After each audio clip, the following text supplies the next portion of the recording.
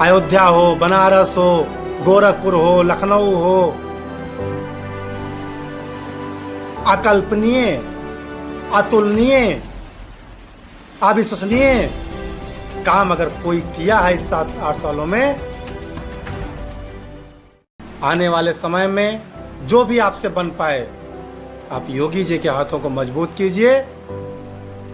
योगी जी के हाथ मजबूत का अर्थ है कि एक दिन उत्तर प्रदेश उत्तम प्रदेश बनेगा। जिस प्रकार से कार्य कर रहे हैं बाबा, बहुत अच्छा कर रहे हैं। ईश्वर से हम विनती करते हैं कि उनको स्वस्थ रखें, मस्त रखें, और ऐसे ही जनता की सेवा में क्या नहीं किया उस व्यक्ति ने आपके लिए,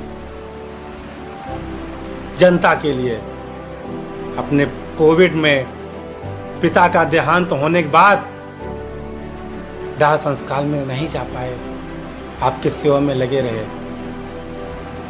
और जब बाबू कल्याण सिंह का देहांत होता है तो अपने परिवार जैसे जाकर के पूरी रात, जैसे परिवार का मुखिया डेड बॉडी के बगल में पूरी रात जगता है, पूरी रात बाबा बैठे थे।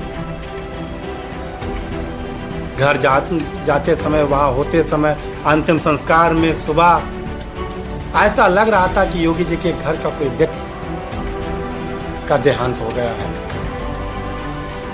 चिंतन करना चाहिए आप लोगों को।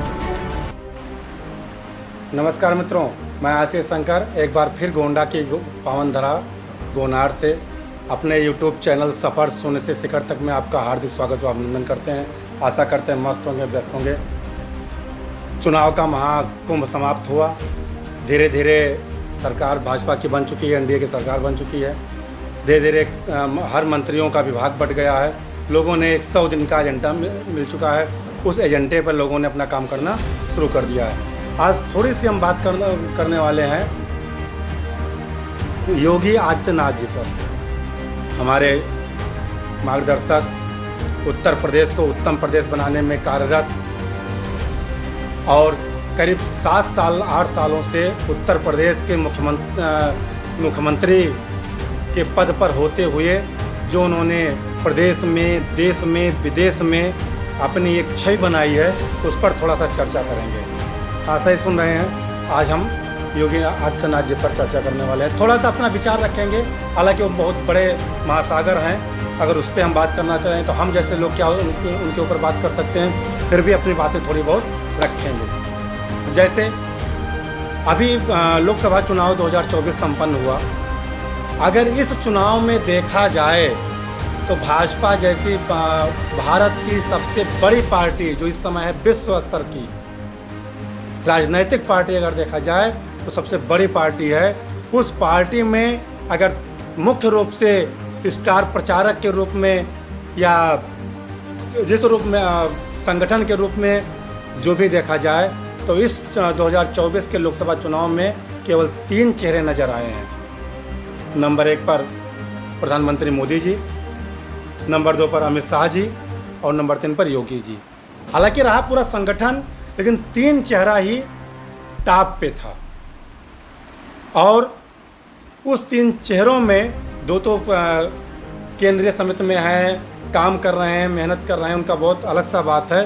लेकिन उस 3 चेहरों में जिन्होंने बहुत बड़ा परचम लहराया है, उत्तर प्रदेश का परिणाम क्या रहा उस पर हम चर्चा बाद में करेंगे अगले वीडियो में। लेकिन पूरे देश में, चाहे वो बिहार हो, झारखंड हो, महाराष्ट्र हो, उत्तराखंड हो, जितनी रैलियां योगी आदित्यनाथ जी ने किया है, जितनी भीड़, जितनी पब्लिक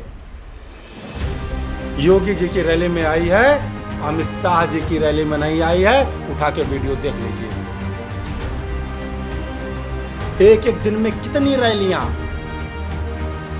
जहां जहां दिक्कत दिख रही थी, जहां जहां सीट पूरे देश में दिक्कत दिख रही थी निकलने में, वहां योगी जी को लगाया गया। तो लगभग, और ये भी बता दें, आंकड़ा आप उठा के देख लीजिएगा, उत्तर प्रदेश को छोड़ने के बाद पूरे देश में जितनी रैलियां योगी बाबा ने किया है, उसमें से 70+ % सीटें भाजपा की झोली में डाल दिया है। और योगी जी ने जो उत्तर प्रदेश की बात आई है, अभी हमारे इस पर सब लोग कमेंट करेंगे कि इतने अच्छे थे तो उत्तर प्रदेश में ऐसा क्या हुआ। अब उस पर अंदर नहीं जाना चाहते हैं कि कहाँ पोल था। जब हमें आप इग्नोर करेंगे, क्योंकि लोकल में होता है ना, यहाँ के मुखिया, सूबे के मुखिया आज से नहीं कि 40 साल से उत्तर प्रदेश में अपने राजनीतिक करियर बिता रहे हैं योगी बाबा। और जब उनसे सलाह नहीं लिया जाएगा तो ऐसे ही धक्का खाया जाएगा। बहुत बड़ी गलती उनकी नहीं है।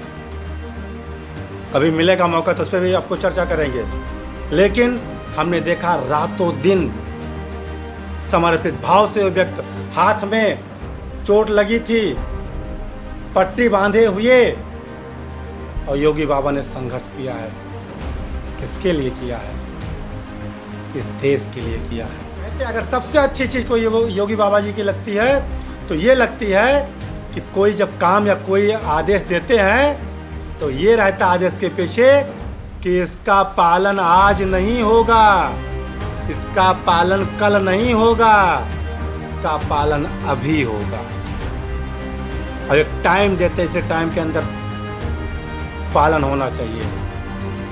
अच्छा है, मैं उत्तर प्रदेश की जनता से ये निवेदन करता हूँ कि ऐसे व्यक्तित्व कभी कभी आते हैं और कभी कभी मिलते हैं।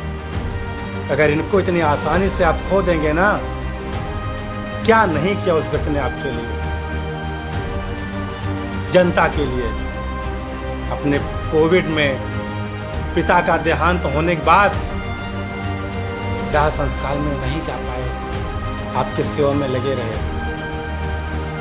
और जब बाबू कल्याण सिंह का देहांत होता है तो अपने परिवार जैसे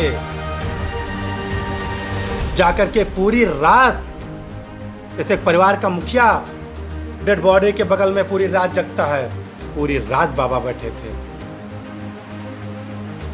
घर जाते समय, वहाँ होते समय, अंतिम संस्कार में सुबह ऐसा लग रहा था कि योगी जी के घर का कोई व्यक्ति का देहांत हो गया है। चिंतन करना चाहिए आप लोगों को